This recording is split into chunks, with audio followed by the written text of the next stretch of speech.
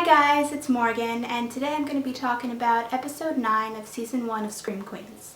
Now, if you haven't seen this episode yet and you don't want to be spoiled, I recommend stop watching the video now, watch the episode, and then come back to the video. Or if you don't care about spoilers, keep watching. I also have videos in all the other episodes of season 1 if you want to watch those, and they're all on my channel.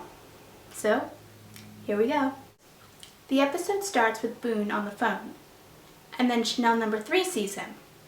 But instead of realizing that Boone is actually alive, Chanel number 3 comes to the conclusion that Boone is a ghost, and he goes along with it. Either Chanel number 3 is faking it, or she's not very smart.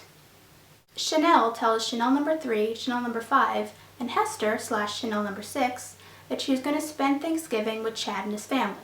She also tells them that she knows that Chad is going to propose to her, which really upsets Hester. You would think that since Chanel knows that Hester also wants to be with Chad, she would probably want to keep an eye on her just to make sure she doesn't do anything to take Chad away from her. Grace tells Zayday that she's not leaving the campus during Thanksgiving because she doesn't want to spend it with Wes and Gigi. Zayday tells Grace that she's invited to come and spend Thanksgiving with her at her grandmother's house, and Grace accepts. Zayday seems to be a really great friend to have around when you're having hard times. Chanel number 3 tells Chanel number 5, Hester, and Denise that she saw Boone's ghost. Denise tells the Chanels ghost stories.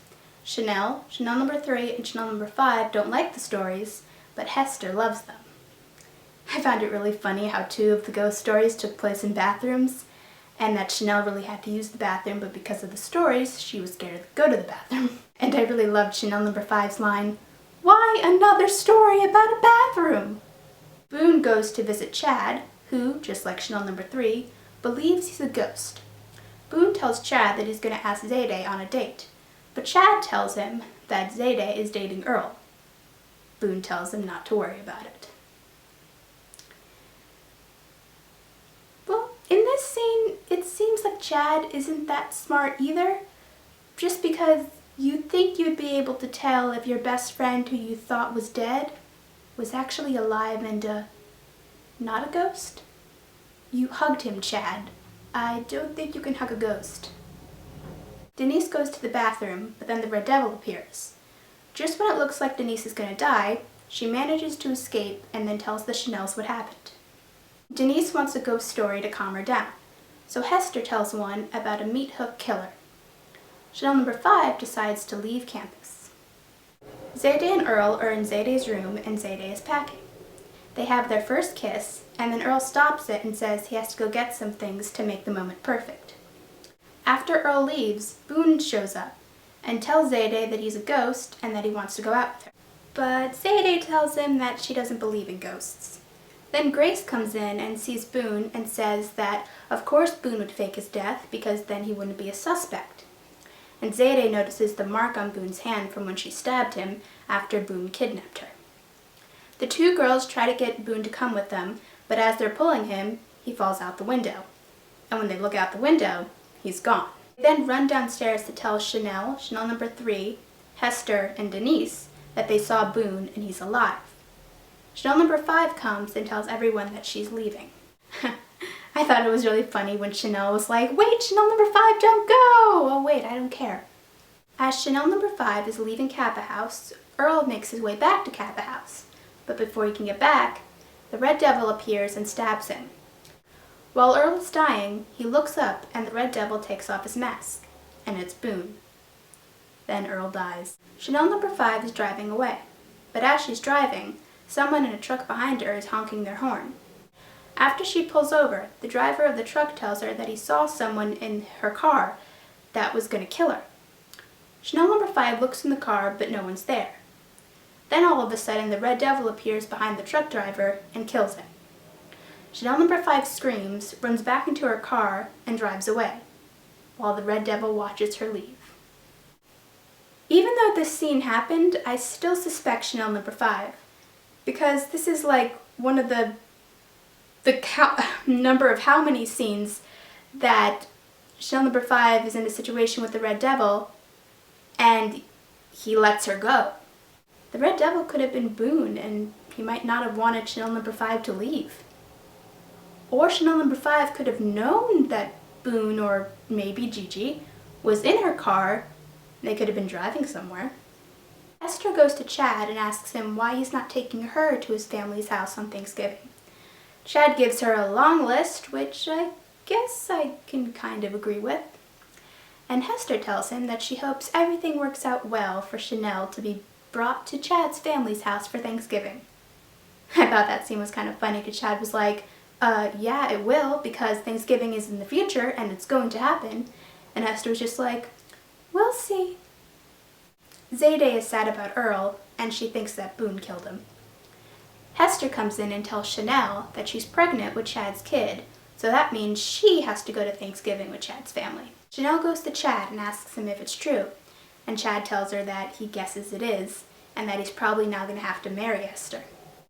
Mad, Chanel threatens Chad, which causes him to ask her if she's the killer, which causes her to say, I guess we'll see.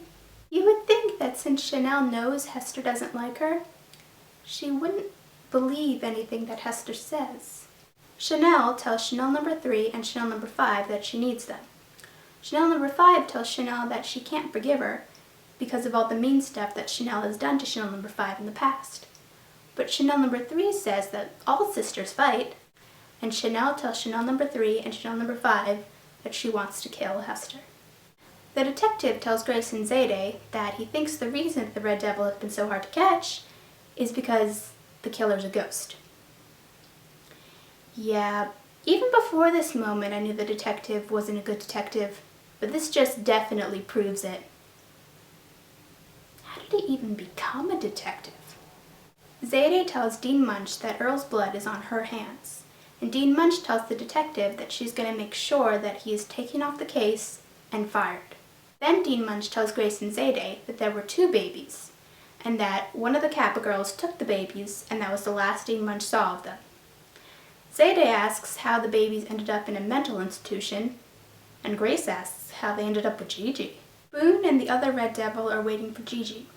When she shows up, she accuses Boone of messing up their plans.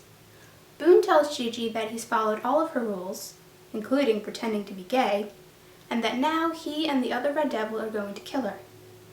But instead, the other Red Devil stabs Boone, and he dies. I knew this was going to happen, because when I saw the promo for this episode and they had that little scene with Boone and the Red Devil looking like they were going to kill Gigi, I was like, there has to be a twist. I thought like, okay, either they kill her, she somehow convinces them not to kill her, or the other Red Devil turns on Boone. And the other Red Devil turned on Boone.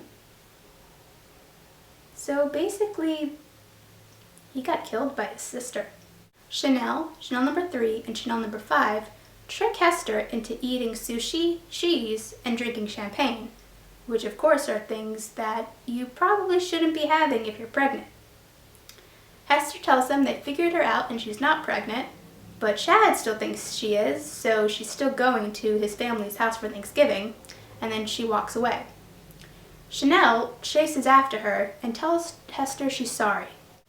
Hester asks her if she means it, and Chanel says no, and pushes her down the stairs, which seems to cause Hester's death.